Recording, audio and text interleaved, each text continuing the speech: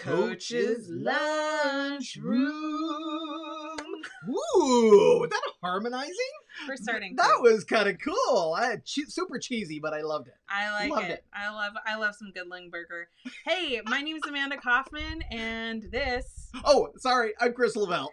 And you're watching the Coach's Lunchroom, which is our daily show that we talk about all things.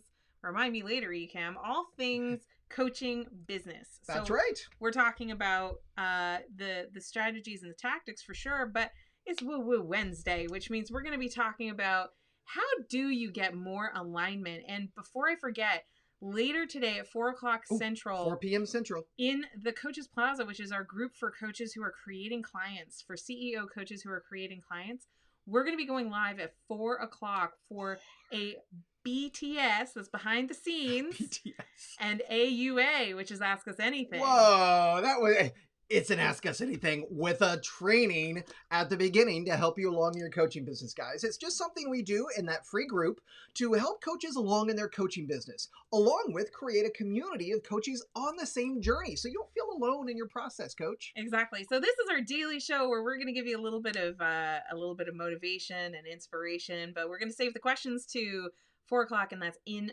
the group. So if you're not part of the group, make sure you join the group and mark your calendar for 4 o'clock, because I actually posted a question in the plaza and I said, what do you want to know?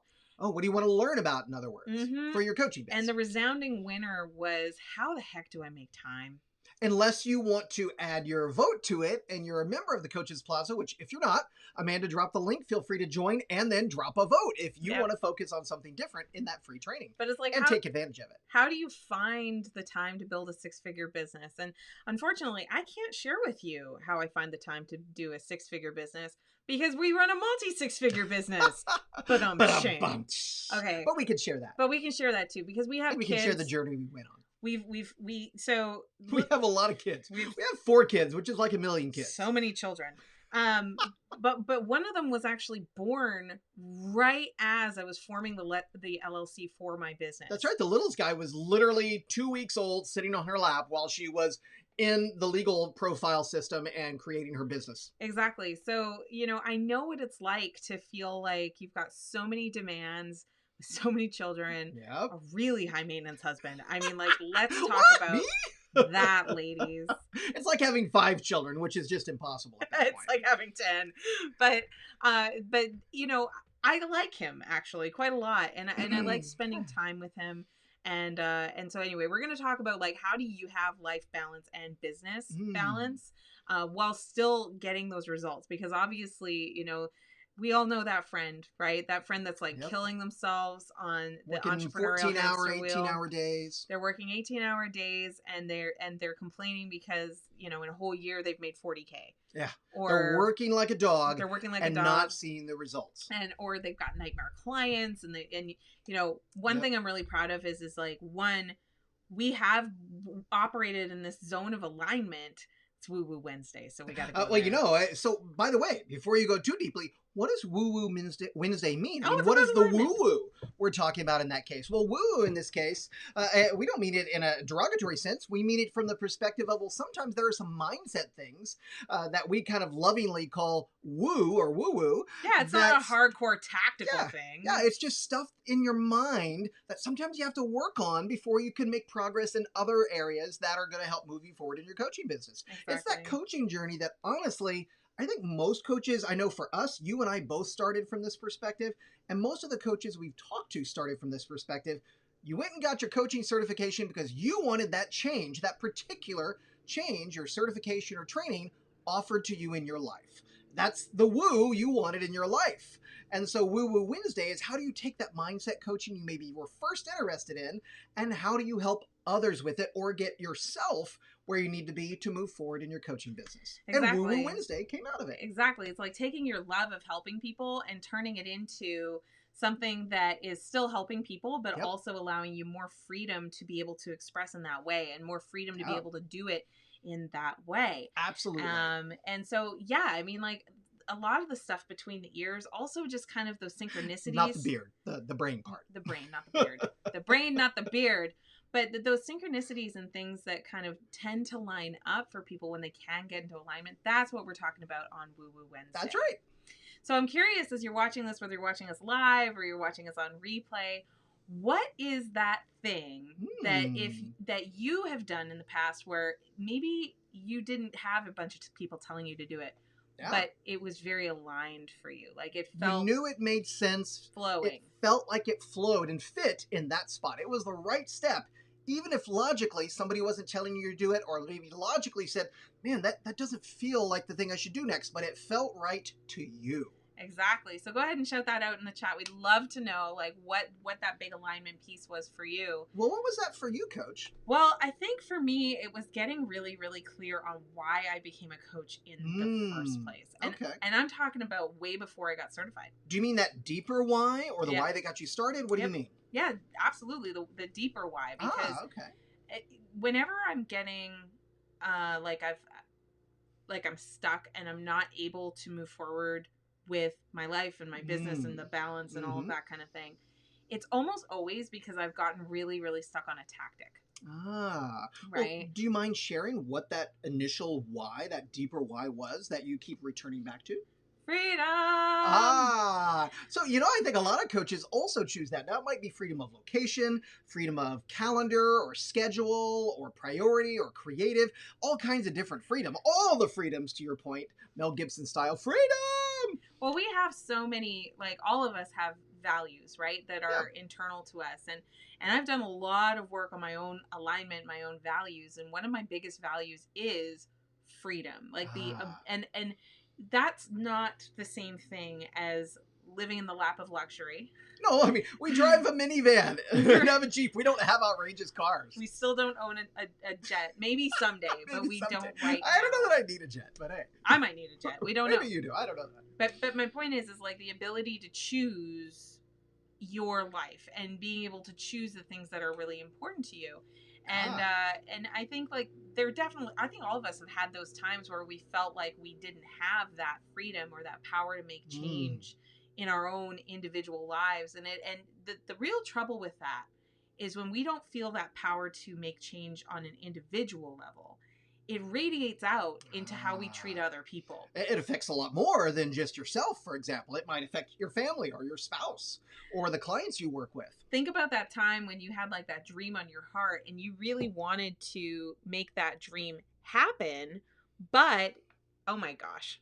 Instagram is just like, that dream, you wanted to make that dream happen, and then that relative or that supposed friend was like giving you the riot act of all the reasons why you cannot be successful with your dream. And they were just layering them on one after the other. It's like that uncle or that aunt at the family gatherings. Well, that's a terrible business idea. Why are you wanting to do that? But or what you need to do is... Or they start telling you what you should do, but they've never done a day of work in your space. Well, maybe you should consider, are they really qualified to give you that advice? But I think the thing is that it's misplaced freedom, right? Like, so misplaced freedom is like where someone is giving you a lot of advice based on what they would do if they felt like they had the freedom they perceive you have. There you go. Right? Maybe they don't have their own freedom and they're... Or they feel like they can't have that freedom. So I started the coaching thing because I noticed that there was this huge discrepancy between what people said they wanted or said they wanted to do or said they wanted to accomplish and what they were actually showing up to do. Oh, they weren't walking their talk. They weren't walking the talk. And eating their own dog food. And I thought this was really interesting because I've had the blessing of working with really amazing people that are super accomplished, like getting PhDs all over the place, going to these prestigious schools, getting the fancy titles and the jobs and all of this kind of thing. That's super cool.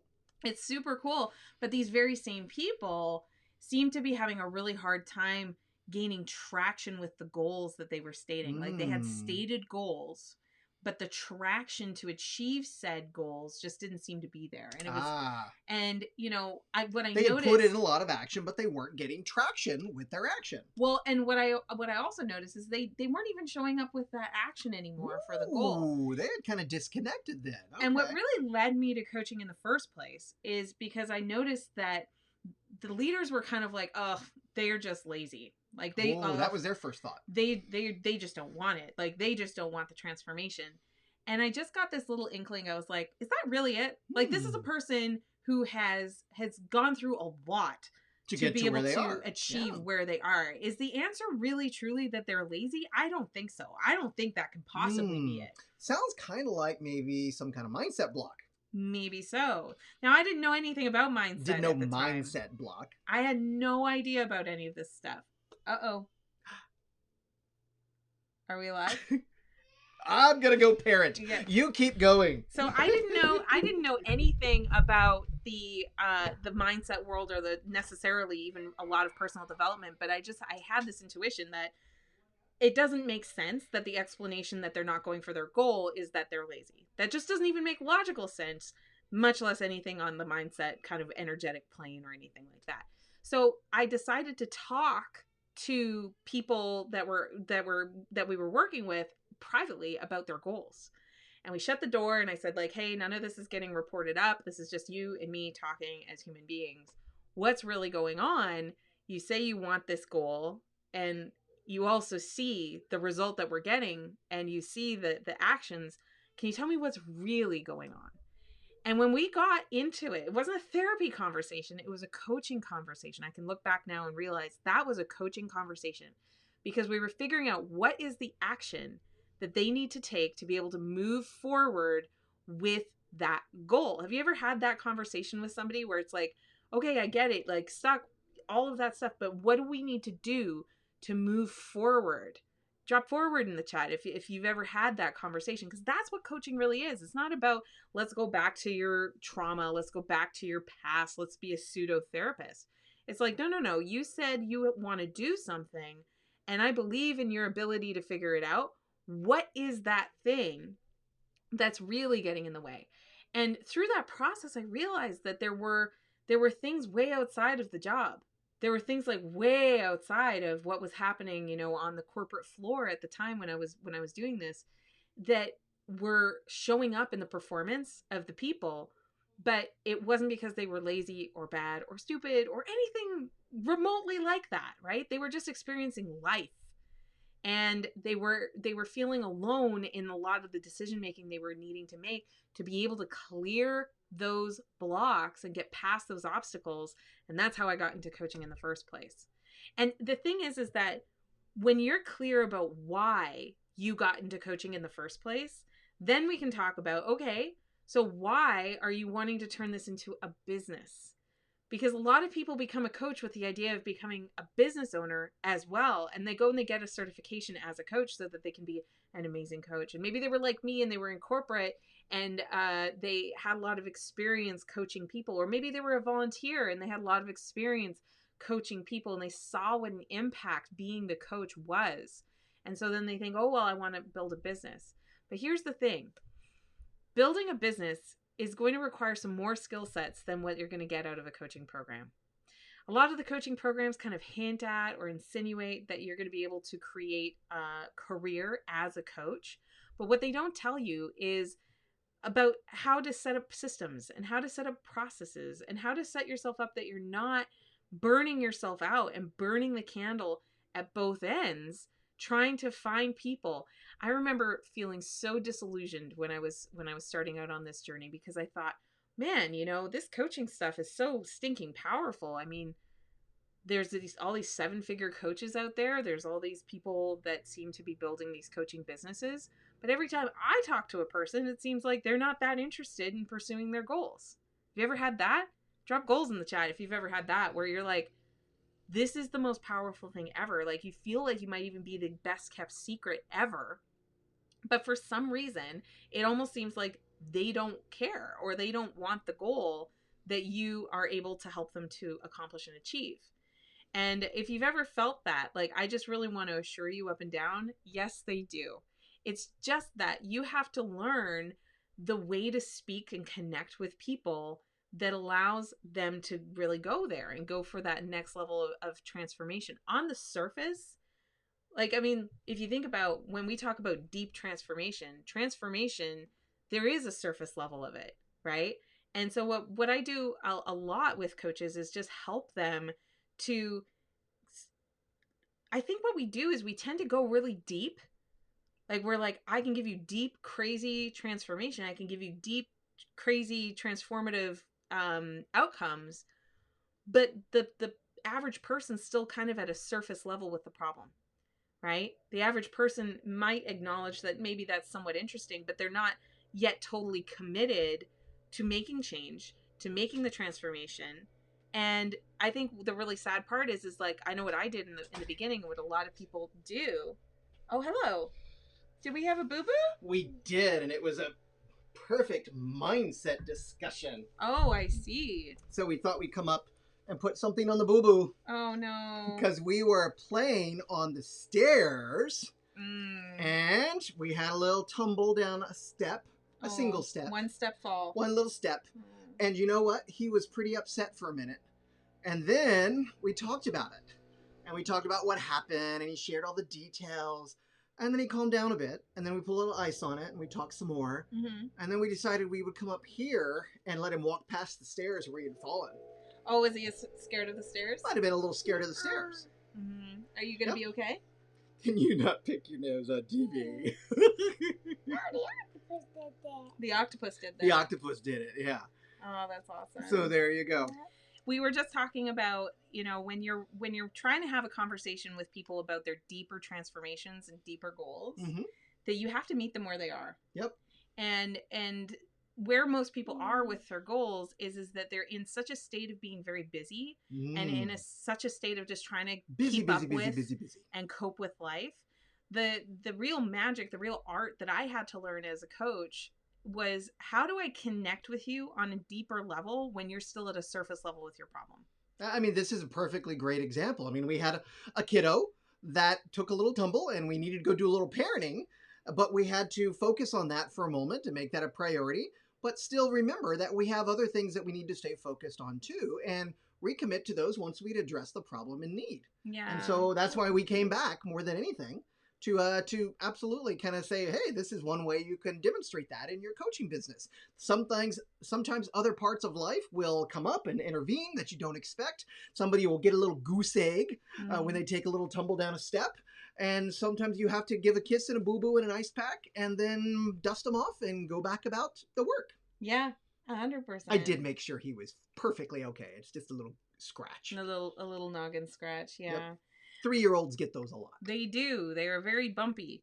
But yeah, I mean, I think that the depth of connection with people in the message and in the relationship is one of the biggest things that's missing, because I think as a coach, when we end up with our certification, we wind up with a lot of knowledge about how we can make transformation, but it's almost like you wind up with a curse of knowledge. So the curse of knowledge is a psychological bias that we all have, that we assume that everybody knows what we know, or we assume that everybody can't know what we know. It's kind of known as a cognitive bias. It is a cognitive bias. And the result of that is that we assume either nobody could possibly want this powerful thing with coaching because they don't get it. They just don't get it, and they could never get it. So that's one way it could manifest. Yep. And then the other way is that you just assume that they don't see value in it at all, because it's simple to you now because you've learned it. And so you assume that somebody else who's never had exposure to this would assume it was easy and simple as well. And therefore we don't really push it. Or you would even assume they know as much as you already when they may in fact not. Exactly. Are you showing off the squid? Oh, there you go. He disappears because he's green. That's right. He's green. Mm-hmm. So, I think the following through and the showing up, I mean, I got to tell you, buddy, I'm pretty proud of you. You're being pretty tough. Yeah. Yeah. And you just have to show up and keep on going, don't you? Are you feeling better now? Yeah, he's feeling better. The play has returned. The play has returned. All right. Well, why don't we give Mommy a chance to finish up, buddy, and let's go find your brother and other ones, and let's go from there. Okay. Come on, big fella. Thanks for visiting. Yeah. Can you say bye-bye? Can you step down. There we go. All best, guys. Yeah, bye-bye. Oh, my goodness. Keep going. That's why they come with the hard part on top. They do. You're so yummy.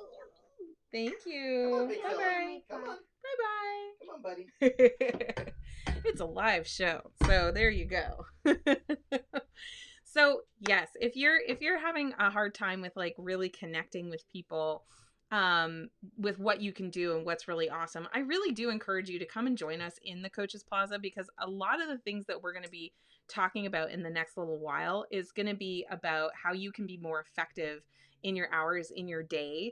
We're going to be doing that at 4:00 Central this evening. We're going to be talking about how you're able to create clients without creating a bunch of burnout. And I'm telling you that the secret is that if you can learn how to connect and engage with a community of people who want the kind of transformation that you offer, then you won't have to work a bunch of hours a day. It's about setting up the right systems and about setting up the right cadence of having conversation on a regular basis, and then providing the opportunity to help them in a more meaningful construction kind of a experience through your program, whether that's private coaching or a group program, or maybe you might do something like we have our Coaching Biz Accelerator program that's like a hybrid of a course with the coaching. We actually did some coaching just this morning in that program.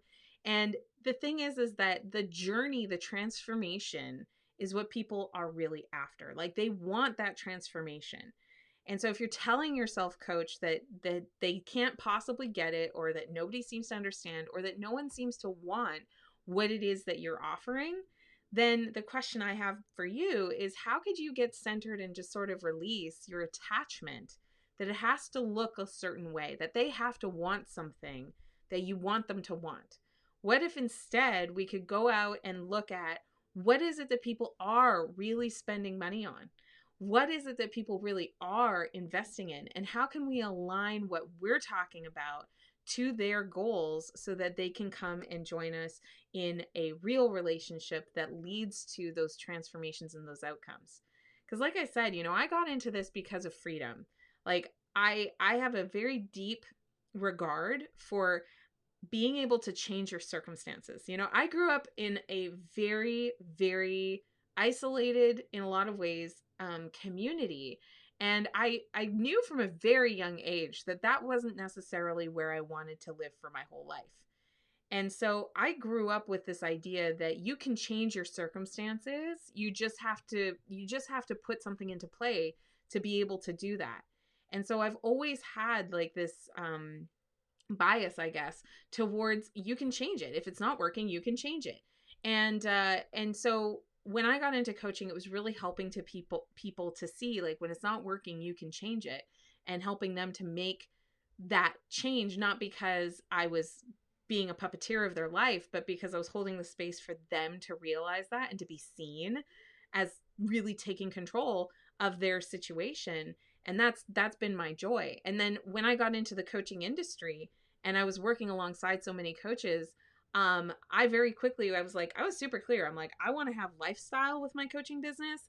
I want to have the freedom of my time. That goal, that value never went away. So I went to work figuring out, how do I become a 6-figure coach? And I figured it out really, really quickly. But I noticed that a lot of my colleagues were really stuck. And when I dug into the research, I realized the average coach only makes about $42K a year. Can you believe that? $42K a year, US. And if that's true, that is not a very good job. It's not a very good job. It's not very inspiring, right? So like, if you're not feeling really good as a coach and you're not feeling inspired by what you're doing and you're not inspired by your business, like, how powerfully are you going to show up to people if you find your business to be an absolute slog, right? If you're not able to afford being able to have a virtual assistant, or you're not able to afford to have the software that's going to make it easier, or you can't afford to have, ad spend to be able to expand your community and so on. If you can't afford to operate the business well, then, that gets really, really painful. And so, that was a new kind of an outcome that I realized I wanted to be a really big part of. Are you back or are you done? Back. Oh my gosh. All is correct. This is a live. We have real life. Real parenting moments here happen, guys. Yep. There you go. Absolutely. You okay? Yep.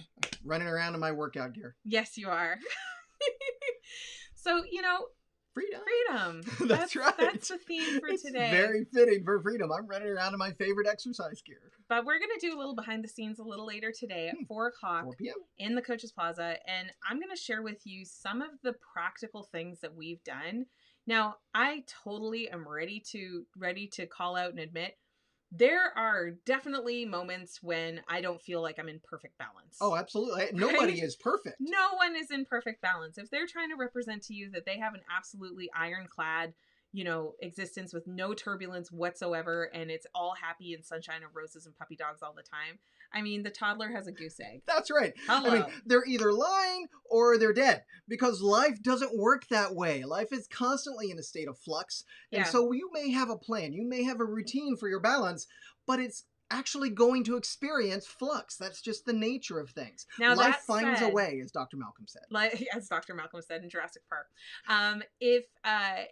That being said, there are some practices that we're going to share with you in this behind the scenes little tutorial that they make all the difference. Oh, set you up for success. Such a difference for making sure that we're not overwhelmed. And we're actually going to be talking not just about our own personal high performance, but I want to give you a couple of business tips as well, because there's some decisions that we made along the way about how we set up the business that make sure that the balance and the burnout's not a thing. And it also allowed me to create not quite multi six figures. I was well over 6 figures though by the time I quit my job. And that was really important to us because we needed the proof of concept that we wanted to know it was going to work. We needed to ensure there was going to be some stability there. Exactly. But I am the first person to say, I did not get into this business to work 18 hours a day. Oh my gosh. You were already at one point working 18 hours or more a day. I've done that. I know what it's like. I know it leads to long-term burnout. And there are times when I'm inspired and I want to write something on the weekend or something like that. But that's very different than feeling like you have to work weekends or else you cannot be successful. Totally different perspective. It's a completely different perspective. And I would say core hours to make sure that the business really is still working. It's probably on the order of 10 to 20 at this point. Of 10 to 20 what? A day? Hours a week. A week. There you go. Thanks for that. To deliver across 4 different programs. He's a lot less. I am a lot less. I'm talking about my hours. And it's to deliver across 4 different programs, do all the marketing, run all the consult calls and all the things. Yep. And I mean, it's getting less and less actually the more we optimize the model. So we're going to talk about that model today at 4 o'clock. But for now, we're gonna peace out, and we'll see you tomorrow on the Coach's Lunchroom at 12:30 p.m. Central. And be sure to join us because we want to make sure that you are getting the motivation every day to keep showing up for your business. So we'll see you then. See you later, coaches. Bye. Mwah.